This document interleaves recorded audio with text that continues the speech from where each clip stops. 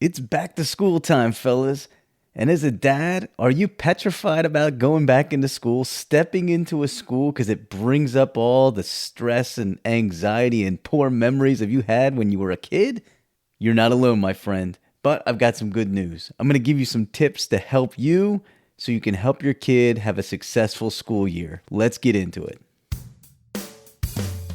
If you think being a dad is filled with rewards, challenges, or headaches, and you keep pushing forward because you know this is the most important job you're ever going to do, you're in the right place. Welcome to the Dads All In podcast. Welcome into the Dads All In podcast. Thank you so much for joining me, fellas.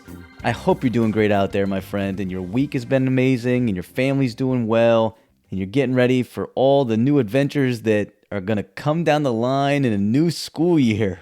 So whether your kid is going into pre-K or whether your kid is going into 11th grade, this episode's going to be for you. I'm going to dive into give you just a few tips that are going to be helpful for you so you can help build a relationship with the school and figure out some ways that you can help your kid going in throughout the school year. In case you don't know, I'm a longtime educator. I actually had 20 years as an elementary school teacher, and then I worked at district-wide to support staff throughout a whole school district. And now I'm actually an educator at the college level where I'm training and working with future educators so they can be great teachers. I don't want to sound like I'm being braggadocious here, but I will tell you the one thing I've always been passionate about, maybe one of the things I did really well as a classroom teacher, was building relationships with not just my students, that was top of my list, but also their parents.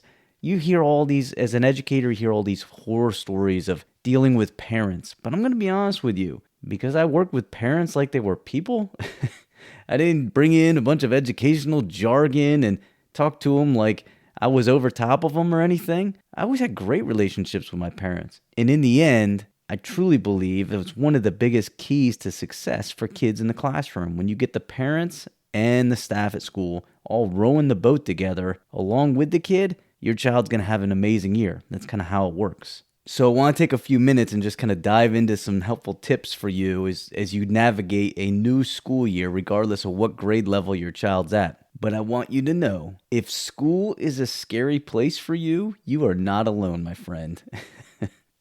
It is evident. There are a lot of dads who are apprehensive about coming into schools because they just don't feel comfortable. And frankly, if I wasn't a teacher, I wouldn't have felt comfortable either. It brings up memories. In some cases, like in my case, horror stories and horrific memories because I was not a great student and I was far from perfect behaviorally. So I had plenty of run-ins with teachers. Teachers had plenty of conversations with my parents. I had plenty of consequences both at school and at home. And so some of my years of school are, well, let's just say, when I look back at them, some of the years at least, weren't fun by any stretch of the imagination. And now as an adult, I imagine some of you who had similar situations. Maybe you didn't get in trouble. Maybe you tried your best. But just the idea of school, for a lot of dads especially, can create real stress because you think about the anxiety and the deep emotions you had when you were growing up. This isn't every dad. There are plenty of dads who get involved in schools and do amazing things, but I do know there are a lot of dads who are just uncomfortable. And you want to know how I know this? Through experience. I'd have a lot of dads show up, and after I build a relationship with them, we'd talk about things, and then they would tell me. And I heard plenty of times, like, this is really the only year I've ever felt comfortable coming in and talking to a teacher.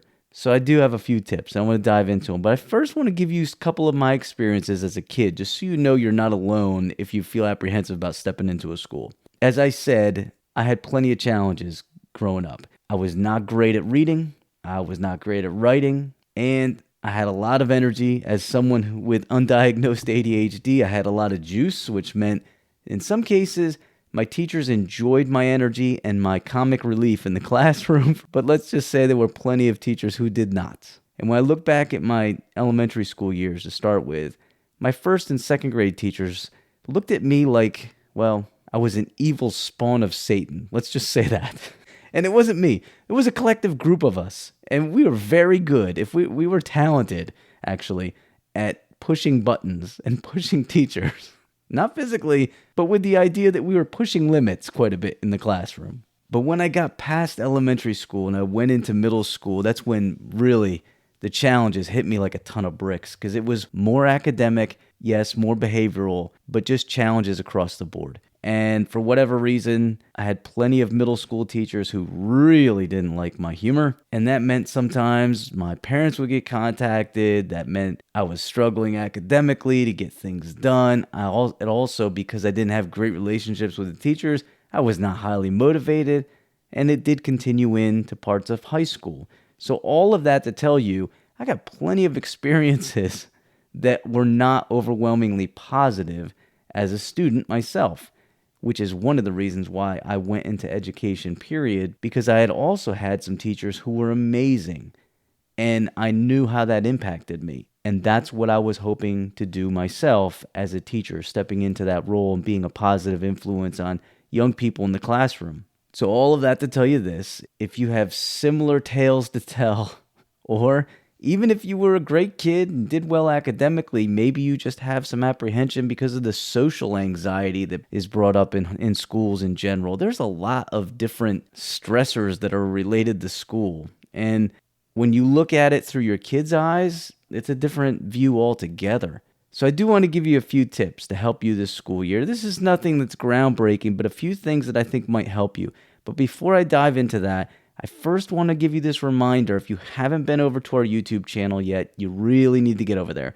It's Dad's All In Podcast YouTube channel. And by the time this episode drops an audio podcast, I will have already put out a back to school video, which I call the comedy clip. And that's what I'm looking to do more and more as we move forward. I'm going to drop some comedy clips about once every week, once every 2 weeks. They're just real small videos about topics. There's one about football. There's one about youth sports. There's one about back to school. And I'm also dropping continuously long form content, shorts as well. So you get a lot more content on the YouTube channel than you get just in this audio form. So make sure you go over there, subscribe, and getting involved with the conversations that are happening down in the comments. And just as always, whether it be this podcast on the audio form and the YouTube or the YouTube channel, please share with others. Let other dads know. Follow, rate, review, all the things. As much as I hate throwing out that pitch, it's actually important.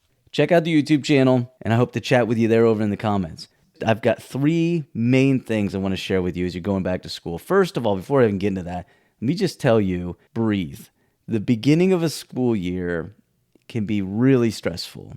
Generally speaking, if you're not caught in a transition year where your child's going to a brand new school, it is usually less stressful, which is nice. But if it's your child's first year in kindergarten, or first year in middle school, or first year in high school, those are really stressful times. So as a dad, one of the things that's important is you try to learn the landscape with your kid. Take in as much information as you can. Maybe it's meet the teacher, the open house nights and things like that, so that you can help them figure out the landscape too. So that's not even part of my 3 main points today, but that is important. As you're going into a new year, it can be stressful. And it's not just for you. Obviously, your kid's going to be stressful too. They got new people to interact with, new people to meet in class. They got a new teacher, new staff, and in some cases, a new school. All of that can be stressful. So try to do your part to take it all in and understand where you're at a week after school starts will be a better place than where you're at before school starts, because the nerves will be less. You'll be rolling. Kids figure out the routines of everything within a week or 2. Things seem to lighten up a little bit. So my first tip for you is one of the main things I've learned being in education for so long is that teachers are human. The majority. The majority of teachers are human. There are some that, boy, I'm not sure about. But like in any profession, you're going to have some who just knock it out of the park. They're amazing. You're going to have some that are good. You're going to have some that are okay. And then you're going to have a few that you're like, oh, and that can be tough. But in general, the majority of teachers are human. So when you go in, let's say for Meet the Teacher or open house night, even at the high school level, try to start making a connection with them. If you're good at humor, crack a joke, make them laugh. That seems so silly, but it's so simple. The sooner that the teacher knows that the parents of the kids they're teaching are relatable, the more likely the teachers are going to be personable with that family. Now, for me, I loved it. I always go out of my way from the jump to get to know the families that I was working with, but I can't say that that's always going to be the case for every teacher. So whatever you can do to try to make a connection, and here's like a bonus tip for you. I don't call this stalking. I call it like, I don't know, sleuthing? You're investigative sleuthing. Before you go in for meet the teacher, open house, whatever, do a little bit of investigating. Get on Facebook. Check out on Instagram if they've got it, and see if you can figure out a little bit about them, because sometimes you can get a little clue to help you just do a little small talk. You might say something like, I saw on Facebook that your son is on the baseball team. Well, my son plays baseball too. Not only have you made a connection for you, but you've made a connection for them and your kid. Like, that's 2 bangs for the buck right there.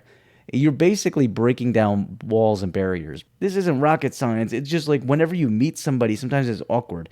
So if there's something you can do to kind of have a couple things in your pocket you can throw out to break those barriers down, people feel better. The teacher's going to feel better with the parents are going to feel better with the teacher, and you're more likely to be able to develop a good connection and working relationship. I'm not saying you may go on to be like best friends with this teacher, but what I am saying is you want to take in information, figure out the lay of the land so you can help your kid, but also build that connection with the teacher somehow, some way, on a more personable level. And in general, if you can just figure out any pieces of the puzzle that will help your kid, that's going to help them essentially help you have less stress down the line. I'll give you an example. My son went to high school. I learned the very first year as a freshman, that was a big, big learning curve for him. And what we learned was whenever we'd go into open house, we need to really do a pretty good job of figuring out like how homework would be assigned. Were assignments like listed in the classroom somewhere? Would we get an email, like a newsletter home every week? Those kinds of questions. Because when we gathered that information, we were then able to work with our son and we were able to look for it, right? Much like his dad, never been great at gathering all the assignments, having it organized so you can be successful in getting everything done. So the more you can gather knowledge of how the infrastructure and the logistics of the classroom work, the more you can help them set up a system for success for the year. Hopefully that makes sense. So again, I guess that's another bonus tip. But I said I only had 3, but I'm throwing on extras here too. The next one I'll share with you is not just for the beginning of the year, but it can be. We have requests as parents. So if you have a child who has any kind of challenge, and as I've said before, I will get into this in a future episode, our family has plenty. We have 10 different disability types within our kids. So that's everything from neurodivergent to medical needs to social emotional, just a wide variety of challenges that our kids face. And if those challenges are extensive, like in some of the cases with our kids, we need to have some conversations even before school starts so some things are set up before the first day. But if that's not the case, everybody has some requests of things that you think your child's going to need at some point. So let's say, for example, school year starts and your daughter Susie is having an issue with a kid in her class who sits next to her. We'll call him Tom. What do you do? In reality, it'd be great to say, well, you ignore the behavior. Maybe he's bugging her about certain things, but that might not always be helpful. That might not necessarily take care of it. So what do you do then? Well, you're going to want to work with the teacher, which is why I said developing that connection from the jump will help you. So maybe it's an email, maybe it's a phone call into the school or a quick stop in to talk to them about, hey, this is happening. So you're going to have points throughout the school year when you're going to need to maybe request or ask questions or just kind of bounce some ideas off the teacher, which is all completely fine. You should be able to do that. The teacher should be receptive to that too as well, by the way. But I want to wrap all of that into this one main point. You have to be reasonable in your request. So my wife and I, as I said, we've got a lot of needs within our 3 kids, but we also really try to spend so much time thinking about strategically how much do we ask of the teachers. Being reasonable means understanding that there's more than one child in this class. Sometimes parents have a hard time understanding, hey, this is your child or these are your kids. And you've got 1, 2, or 3, but a teacher has like 30. And so they can't spend all day long just focusing on the needs of your kids. You have to be reasonable about it. The best example I can give you is this. Years ago, I think I was teaching 3rd grade at the time, I had a really great kid. He moved in, I think like October, and his mom came in and said, he's got some behavior issues. And I asked a general question, like, is there anything that you do at home that you think helps him, like with behavior, like getting things done or doing things appropriately or acting appropriately? And she said, yeah, we will usually reward him. I said, okay, great. Tell me about that. And she said, well, if we ask him to do something and he does it, then we reward him with hot cocoa. I said, that's great. However, I'm not going to be able to make hot cocoa for every time I ask your son to do something in the classroom. I'm going to be spending my whole day making hot chocolate. And to be honest with you, the whole class is going to want a cup. And so all I'll be instead of a teacher then is just a great hot chocolate maker for the class. I'm sure the kids would be jacked about it, but I don't think that's going to work in the structure of our class. So that wasn't a reasonable request. I worked with the parent to figure out a more reasonable way to approach things, but that always sticks out at the top of my list when I say like an unreasonable request. That would be a good example. Just think about the idea that teachers should be willing to help you and your child, but you can't overtax them too because they've got more than just your kid. And then my last point is remember, and this is a hard one, change takes time. So if you want Susie to have a better experience with Tom, well, you can ask the teacher and say, hey, this would be a simple fix. Could she be moved in the classroom away from him? No problem. That should be able to easily happen in the classroom. No problem. However, let's say, for example, the behavior that's challenging is that Tom just like gives her this weird look all day long because he's trying to pluck her nerves or annoy her or something like that. Well, that's not going to be fixed even if you move her across the room. The kid might still turn around and look at her and give her the same look. But if you talk with the teacher, again, these things kind of go hand in hand. One, we've built a connection so you feel like you've got a personable connection. You can reach out to the teacher when you need to. They can reach out to you when they need to. You're not asking for something that's unreasonable because this kid's bugging the mess out of you, out of your daughter, and you want it fixed. And a lot of times you're like, I want it fixed and I want it fixed yesterday. And as a dad, sometimes you're like, if you don't do it, I'm coming in. I'm going to take care of it myself. And obviously that's not the great choice either. We want to avoid that. So I want to remind you, your role here is have that connection, that communication with the school, talk with the teacher, but don't assume that in this case, like behaviors or in some cases, learning, like academic development, it takes time. Breathe a little bit. You're going to want to maybe even the day after you call the teacher, be like, did you fix that? Breathe a little bit, talk with your kid. Over time, hopefully it gets fixed. And communicate with your kid about it.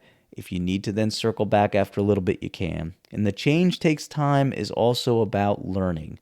Maybe you're in school talking with a teacher about an area that your child needs to get better with. That doesn't mean your child sucks at life. I say that in a joking way, but I honestly mean that. Some parents believe my child's a little bit behind in reading, a little bit behind in math. They're doomed. They're never going to graduate high school. I'm here to tell you, I've had so many parents through the years who were upset at the beginning of the year because their child was behind. And by the end of the year, we may not have gotten them all the way caught up, but good hard work, building an environment for them to be successful and learn. By the end of the year, you're able to close the gap. But it takes time.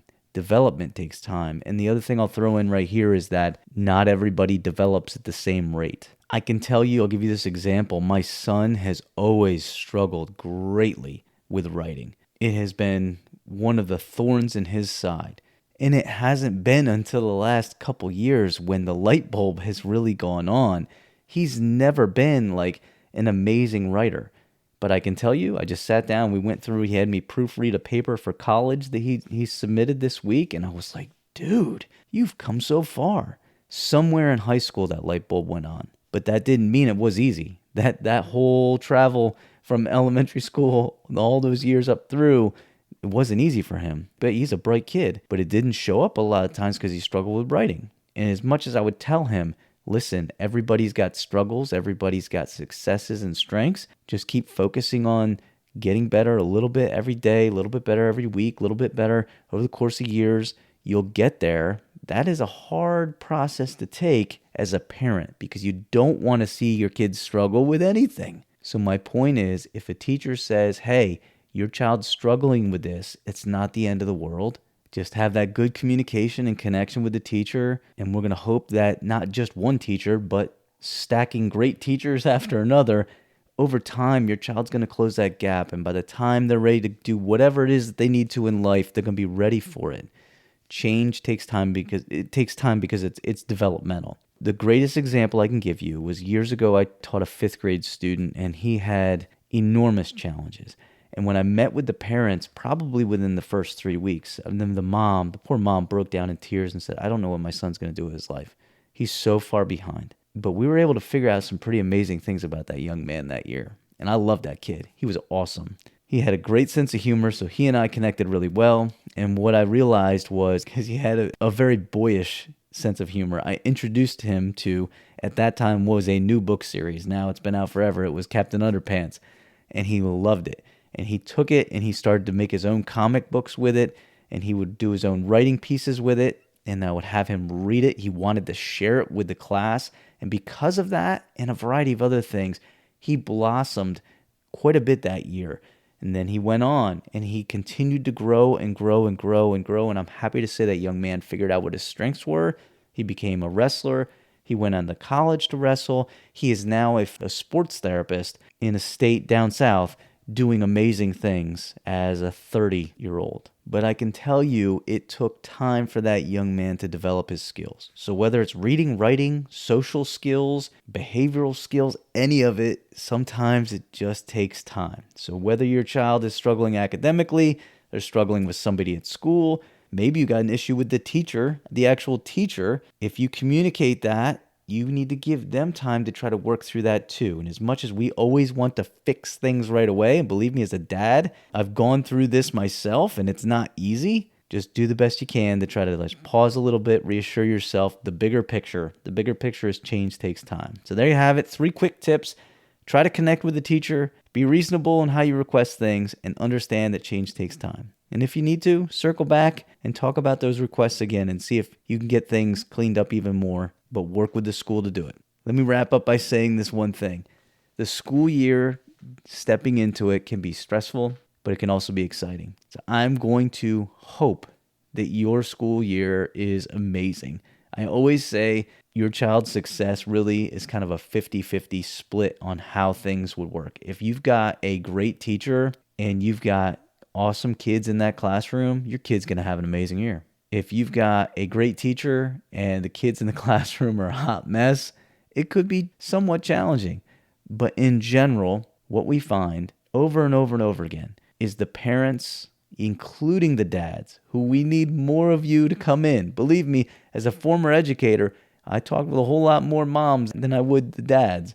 We need parents out there that are going to be willing to work with the schools. We need schools willing to work with the parents so that your kid has a successful school year. That's my 2 cents, actually 3 cents. I hope you have an awesome start to the school year. I'll throw out this one reminder. If you've got anything, like a specific area you want addressed on this podcast or maybe even on my YouTube channel, shoot me an email, dadsallinpodcast@gmail.com. I'd love to hear from you. I'm more than happy to try to create content that you want to hear more about. So let me know. Hit me up on email. Or go over to the YouTube channel and I'll find you in the comments. Again, have a great start to your year. I hope you have an amazing week. We'll talk to you soon. Thanks for sticking around. If you got any questions you want answered on the show, or you just want some feedback or want to share some ideas, shoot me an email, dadsallinpodcast@gmail.com, or send me a DM on any of the socials @rechargedfamily. Thanks for listening.